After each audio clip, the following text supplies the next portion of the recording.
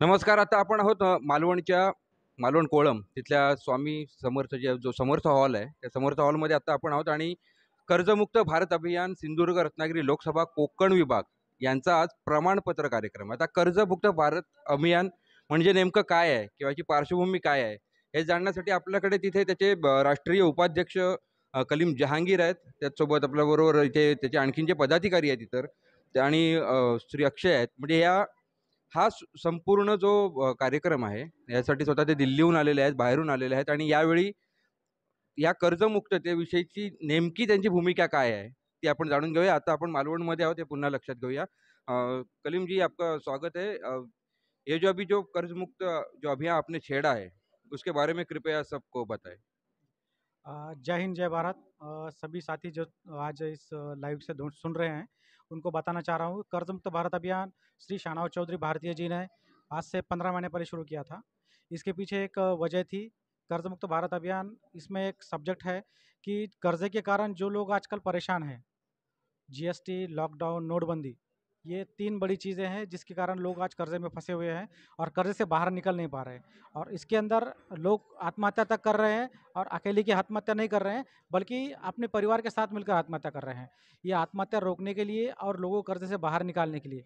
और जिस तरह से लोग बड़े-बड़े उद्योगपतियों का कर्ज़ा माफ़ होता है, उसी धरती पर सामान्य लोगों का कर्ज़ा क्यों माफ़ नहीं हो रहा है? ये सरकार से पूछने के लिए, और वो प्रोसेस होते हुए भी क्यों सामान्य जनता का कर्ज़ा माफ़ नहीं किया जा रहा है? इसलिए हम सरकार से यहाँ से कर्ज मुक्त भारत अभियान के तौर पे उनके एप्लीकेशन लेते हैं।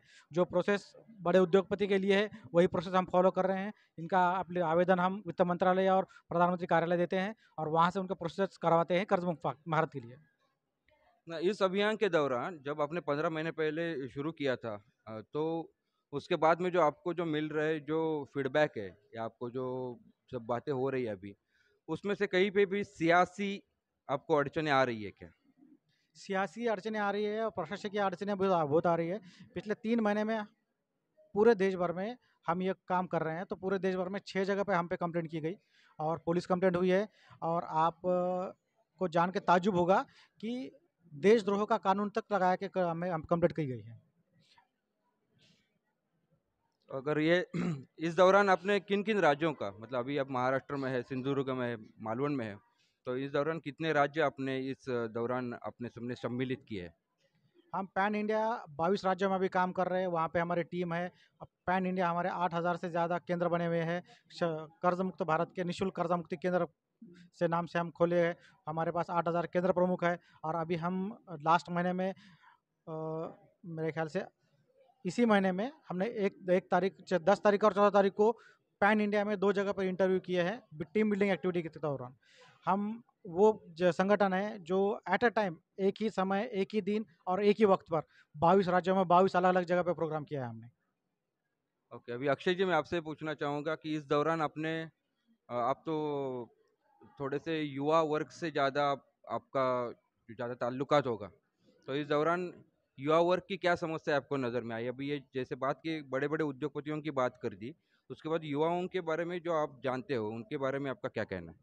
बिल्कुल, सबसे पहले तो मैं आपली सिंधुदुर्ग नगरी इस वाहिनी का आभार प्रकट करना चाहूँगा कि उन्होंने हमें अवसर दिया। और मैं सब आप जो वो व्यक्ति है जो जनता तक हमारी बात पहुँचाते हैं और जन-जन की बात पहुँचाती है। जैसे कि आपने पूछा कि युवा वर्ग कर्ज़ के कारण किस तरह से पीड़ित है, परेशान है। मैं आप सभी को बता दूँ कि जो लोग एप्लीकेशन से लोन लेते हैं, जो युवा वर्ग होता है, वो एप्लीकेशन से, वो टेक्नो-savvy होता है, एप्लीकेशन से लोन लेते हैं। और एप्लीकेशन से लोन लेने के बाद उनका जो एप्लीकेशन में से उनका एक्सेस लिया जाता है। जैसे उनका कॉन्टैक्ट्स का एक्सेस ले लिया, उनका गैलरी का एक्सेस ले लिया। और अगर वो देने में थोड़ी भी दिक्कत, मतलब लेट हो जाते हैं, तो उनके फ़ोटो के साथ जो गैलरी का एक्सेस पहले ही ले रखा होता है, उसके साथ एडिट कर देते हैं। और इतने विभत्स प्रकार से एडिटिंग होती है वो, कि वो जो युवा है वो आत्महत्या के सिवा उसके पास कोई चारा नहीं बचता है। आप आपके सिंधुदुर्ग नगरी के पुलिस स्टेशन में जाइएगा, कोई भी पुलिस स्टेशन उठाइए, वहाँ आपको 20 से 25 ऐसे मामले दिखेंगे। क्योंकि ये मामले जो होते हैं वो बाहर भी नहीं आते हैं और पता भी नहीं चलता पता है एक दूसरे को। जिस व्यक्ति पर बीत रही है ये बात, उसको भली बात ही जानता है, और जो पुलिस ऑफिसर होता है वो जानता है।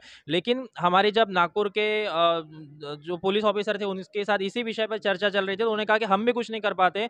कोलकाता से, और एक सिटी का नाम बताया उन्होंने, रांची से, वहाँ से एक का हब है, और पूरे देश में इस तरह से कॉन्टैक्ट्स का एक्सेस लिया जाता है, आपके परिजन को कॉल किया जाता है, फोटो एडिट करते हैं, और मान लीजिए आपने सबसे पहले वो 4,000 का लोन देंगे आपको। एक मैं एक अप्रोक्सीमेट कह रहा हूँ आपको, 4,000 का लोन देने के बाद 3-4 दिन में ही आपको 8,000 रुपये 10,000 रुपये मांगेंगे।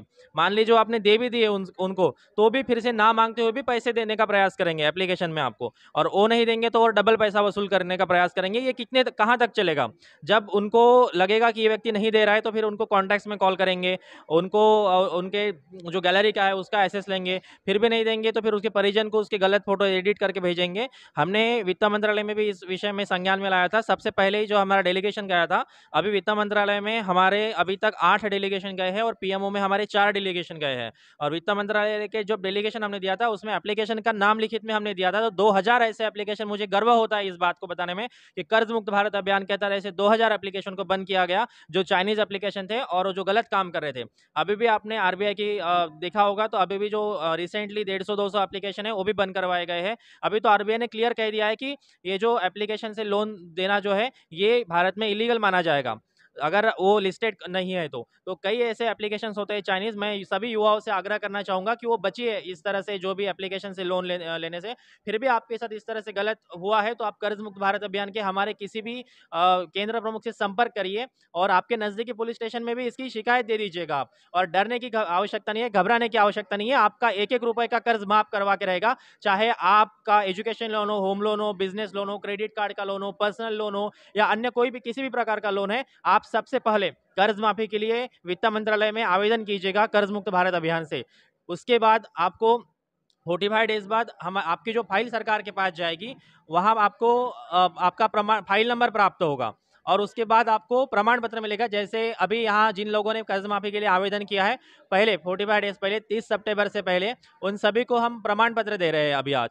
तो आपको कर्ज माफी का प्रमाण पत्र भी मिलेगा। आपको कोई लीगल एस्पेक्ट से हेल्प चाहिए, कानूनी सलाह चाहिए, तो हमारे पास पूरे देश से 850 से ज्यादा एडवोकेट की लॉबी है, और 70-75 से ज्यादा सीए की लॉबी हमारे पास है। तो हमारा यही प्रयास है कि जन जन तक पहुंचाया जाए और उस अंतिम व्यक्ति की हम मदद कर पाए, जो भी व्यक्ति कर्ज के कारण परेशान है, प्रताड़ित है, चाहे कोई भी नोटबंदी के कारण हो, लॉकडाउन के कारण हो, जीएसटी के कारण हो, या अन्य कोई भी कारण हो। हमारा यह है कि कोई भी व्यक्ति कर्ज के कारण आत्महत्या ना करे। अगर आप एनसीईआरटी का डेटा देखें तो 50,000 से ज्यादा व्यापारियों ने आत्महत्या की है। मतलब एक तरफ किसान तो आत्महत्या कर ही रहा है, लेकिन अभी व्यापारी भी आत्महत्या कर रहे हैं। 50,000 से ज्यादा व्यापारी आत्महत्या कर रहे हैं। तो ये हमारे लिए सच में दुखद बात है। और जो भी आपली सिंधुदुर्ग नगरी चैनल के जो भी व्यूवर्स हैं वो देख रहे होंगे मुझे, तो मैं उन सभी से आह्वान करता हूं कि आज आपको जरूरत है आगे आने की, अपने देश को बचाने का प्रयास करने की। जिनके भी ऊपर कर्ज है, बस उनको आप एक शब्द याद रखें कि कर्ज मुक्त भारत अभियान। यह आप चीज गूगल पे डालेंगे तो कर्ज माफी का फॉर्म भी आएगा,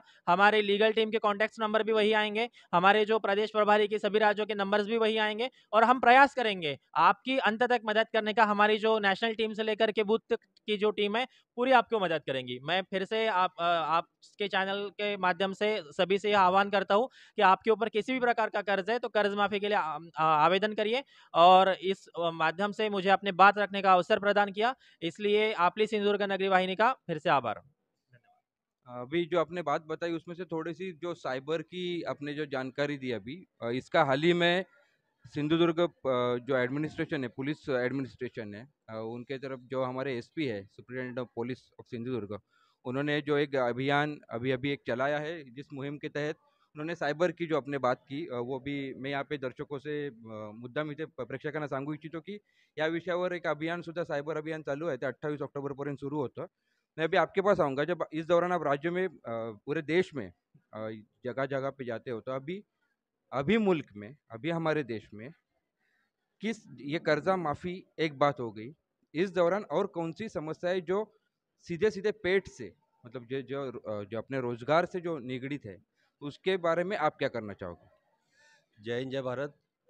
देखिए, जहाँ तक बात है कर्जा माफ़ी के अलावा बाकी विषयों की, तो बाकी विषयों के बारे में ऐसा है कि लॉकडाउन के बाद, नोटबंदी के बाद और जीएसटी लगने के बाद जो कोरोना पीरियड आया, इसमें काफ़ी लोगों की नौकरी छूट गई, काम धंधा व्यापार बंद हो गया।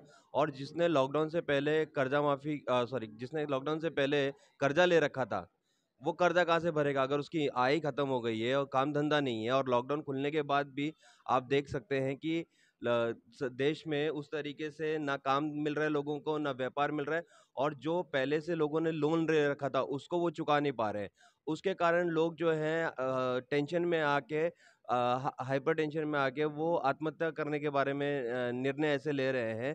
तो इससे साबित होता है कि देश की जनता जो है ना काम करने के लायक रही है, ना कर्जा चुकाने के लायक रही है। जिस तरीके से सरकार की जो पॉलिसियां हैं, जिस तरीके से सरकार ने अपनी पॉलिसियां बनाई है, इससे आम आदमी का बहुत ज़्यादा नुकसान हो रहा है। सबसे खास बात इसमें प्रशासन और शासन भी प्रॉपर जिम्मेदार है।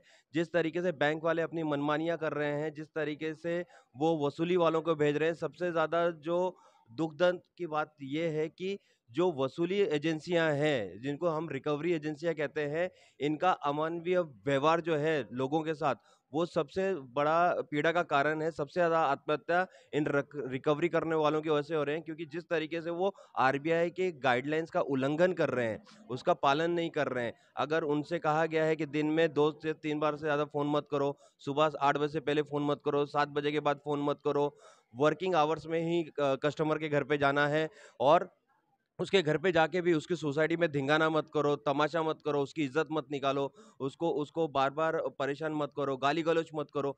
इन किसी भी गाइडलाइंस का, आरबीआई की गाइडलाइंस का ये लोग पालन नहीं कर रहे हैं। और अगर कोई व्यक्ति परेशान है इन बातों से, तो किसके पास जाएगा? पुलिस के पास जाएगा। लेकिन पुलिस को भी यहाँ पे ऑर्डर है कि वो किसी प्रकार की मदद ना करे कस्टमर्स की, और पुलिस प्रशासन कोई भी साथ नहीं देने के कारण जो कर्जे में डूबे हुए व्यक्ति है, वो और मेंटल टेंशन के अंदर आके उनको कहीं से सहारा नहीं मिल रहा है, ना सरकार सुन रही है।